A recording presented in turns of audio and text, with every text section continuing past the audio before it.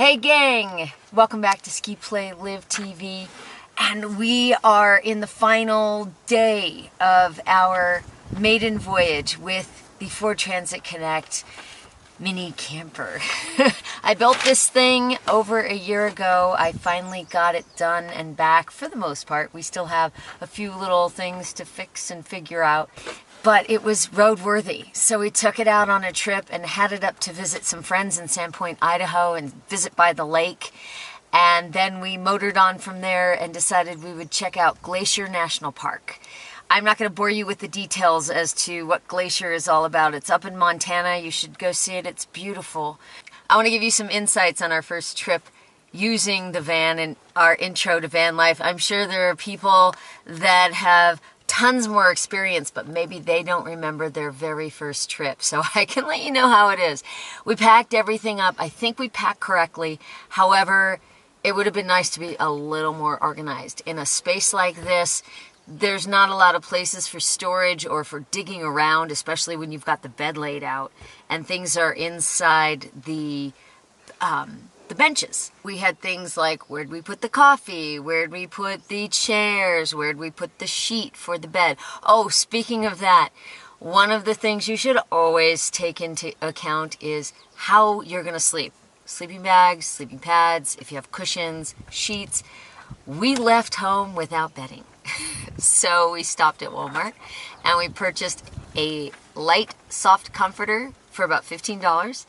And then a flat sheet, not a fitted sheet, a flat sheet that we could tuck around the cushions that we had made. And the whole thing was about $30, and it was way more comfortable than the sleeping bag that I had gotten earlier. We'll use that when we know it's going to be colder, but right now it was perfect. So, kind of don't forget your bedding. Another thing that I ran into was an argument that I would have consistently with my boyfriend over where to camp. If you're not going to time it out, which I'm not very good at, I want to take my time, look around.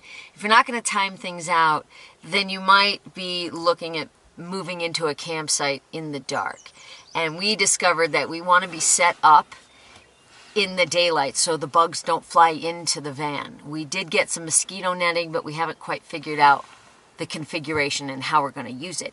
So we need to come in during the daylight, set up all the cushions, set up the bed, and call it good, and not do that late at night. Not to mention the fact that a campground is expensive these days when you think about it. $10, $20, $30 to stay for the night. We stayed last night at the Two Medicine campground inside Glacier National Park. We actually thought it would be on the outskirts so we wouldn't have to pay the national park fee. That didn't happen. They move you inside the park, so you have to pay the $35 national park fee as well as the $20 campground fee, and you're talking $55, and maybe you ought to stay the night in a motel. But then you don't wake up to this glorious view. So we were pulling through Kalispell, Montana at around 8 o'clock at night. And we realized that by the time we actually hit any kind of campground, it was probably going to be dark because sunset was at 8:40. What we didn't realize is that there's still at least another hour of light that we could have used to set up. We could have gotten to the West Glacier entrance area where there's tons of camping and lots of free camping, but we didn't think so at the time. And so know that if you are heading to Glacier, that you do have an extra hour after sunset, and there's lots and lots and lots of camping that you can pull off the road and just boondock. We didn't know that. We were looking for that information. We also didn't have a lot of cell reception, so another thing to plan ahead of time is where you're going to find cell reception, whether you're going to pull in and get some Wi-Fi and do a little bit of research. Anyway, you can stay the night in Cabela's parking lot just like you can at Walmart, so that's what we did. Which was totally fine because we could walk across to the pizza pub and have some beer and have a nice evening. And we woke up in the morning, we used the Cabela's bathroom, we brushed our teeth, washed our face, and then we hit the road. So, and we saved $20 because if you are going to spend $20 at a campground, you might as well get your money's worth. We pulled into the Two Medicine campground at around 5 o'clock. We had time to park it, get things set up, and then head over to Two Medicine Lake. And we had a lovely canoe for about an hour. And then we came back to the campground, made some dinner at 8 o'clock. They have a talk every night at their little amphitheater, and we got to hear all about mystical moose and their habits, and that was really, really interesting. And then we walked down by the lake on our way back to the campsite, and there was a moose right there on the edge of the lake, so it was kind of cool that we could put to use some of the things that we learned last night. And then we came back and we slept. So pay attention to what time you're going to get into a campground. And if it looks like you're not going to get in till late, save your money, park someplace. It doesn't matter where you sleep. Use the campground money when you can actually appreciate your time in a campground. Another thing, at the campground, tons and tons of bugs. We got eaten alive. I have a bug bite right there on my neck. Make sure you carry bug spray with you. We did have some, but it would have been nice to have one of those citronella candles or one of those electronic zapper things that you could put outside of your van and kill all the bugs. Wish I had one of those. We will on our next trip.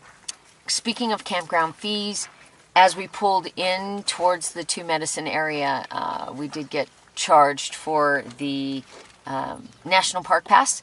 So we decided to get the America the Beautiful Pass. It's $80. It's good for a year. They make you sign the back. They didn't ask for any ID. We just gave them the credit card, paid for it. And you can use this at all national parks and some state parks and national monument areas throughout the country. And we figured if the Glacier National Park was $35 and we were hitting Yellowstone today, that's another $25, $30. All we have to do is one more national park within a year and it's paid for itself. So this one made the most sense. $80. You can get it online or you can buy it at the national park itself. And that's what we did when we pulled into the ranger station. Another thing, showering. I haven't showered yet. Well, at the beginning of the trip, we were showering at my friend's house in Sandpoint.